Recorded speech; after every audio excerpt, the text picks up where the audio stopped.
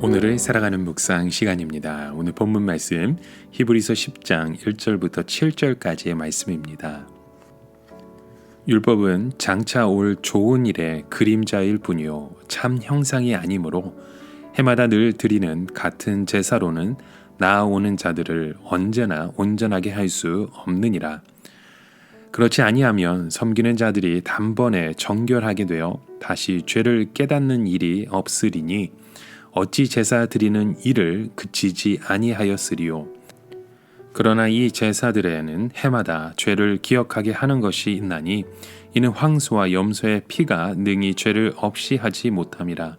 그러므로 주께서 세상에 임하실 때에 이르시되 하나님이 제사와 예물을 원하지 아니하시고 오직 나를 위하여 한 몸을 예비하셨도다. 번제와 속죄제는 기뻐하지 아니하시나니 이에 내가 말하기를 하나님이여 보시옵소서 두루마리 책에 나를 가리켜 기록된 것과 같이 하나님의 뜻을 행하러 왔나이다 하셨느니라. 여러분, 빛에 비친 그림자는 크기와 형태가 비슷할 수는 있지만 그 실체가 똑같지는 않습니다. 그림자는 그의 실체를 비추고만 있을 뿐이죠. 이 그림자는 밟아도 아프지 않습니다. 실체가 아니기에 그림자는 불완전한 것입니다. 구약의 제사는 그림자입니다. 1절의 말씀처럼 율법은 장차 올 좋은 일의 그림자일 뿐이라고 말씀합니다. 구약의 제사는 실제 제사가 무엇인지를 보여주기 위한 도구에 불과한 것입니다. 그림자가 비추고 있는 그 제사의 실제 모습은 여러분 무엇일까요? 그 제사가 우리에게 의미하는 것은 무슨 말씀일까요? 여러분, 죄를 가진 사람은 하나님께 나아갈 수 없습니다. 하나님이 번제와 소제, 속죄제 등은 여러 가지 제사법을 가르쳐 주신 것은 죄를 용서하시기 위한 것입니다. 그러나 이렇게 해마다 드리는 제사로는 우리가 온전해질 수 없다고 말씀합니다. 이 제사는 완전한 제물로 드리는 온전한 제사가 아니기 때문입니다. 옛 제사는 해마다 죄를 기억하게 합니다. 그러나 소와 염소의 피로는 죄를 없앨 수가 없다고 4절 말씀에 말씀하죠. 아무리 많은 제사와 값비싼 제물을 드린다 해도 이 죄는 해결되지 않습니다. 제사가 계속될수록 그 제사가 궁극적인 효능을 발휘하지 못한다는 것만 확인할 뿐인 것입니다. 이것이 바로 우리가 직면한 한계입니다. 심지어 하나님은 이런 제사를 기뻐하지 않으신다고 말씀합니다. 이 번제와 속죄제가 죄의 문제를 해결할 수 없기 때문이죠. 옛 제사는 임시적이고 제한적입니다. 이러한 옛 제사로서 우리의 죄를 용서받고 구원받을 수 있는 그 길은 이 세상에 없습니다.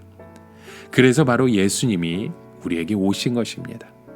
우리에게는 예수님이 꼭 필요합니다.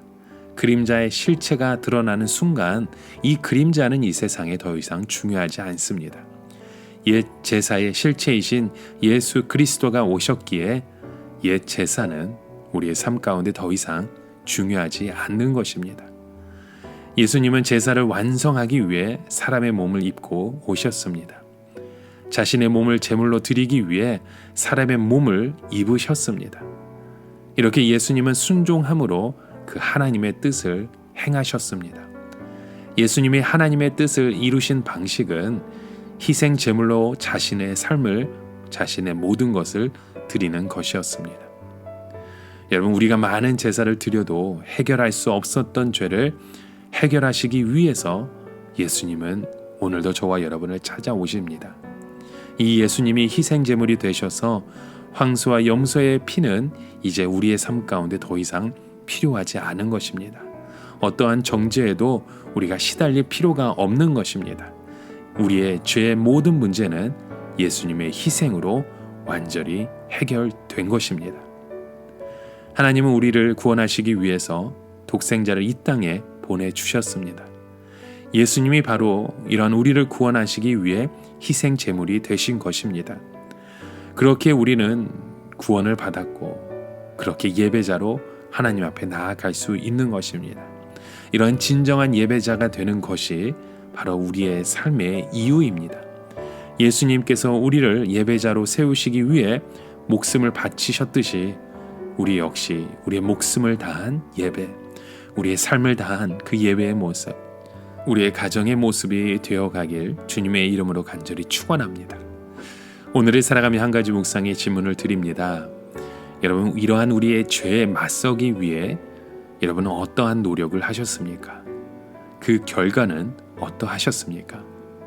희생제물이 되신 예수님은 순종으로 하나님의 뜻을 행하셨습니다.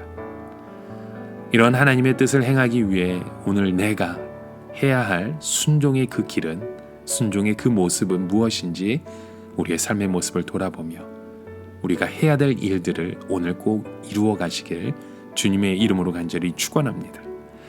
함께 기도합니다.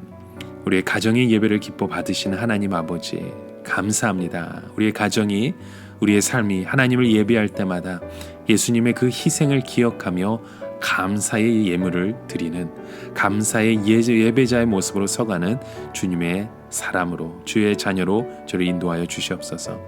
예수님께서 우리를 예배자 되게 하시려고 모든 것을 희생하셨던 것처럼 우리 역시 예배할 때마다 모든 것을 희생하는 주님의 참된 예배자가 되게 하여 주시옵소서. 우리를 위해 희생하신 예수 그리스도의 이름으로 간절히 기도드립니다. 아멘.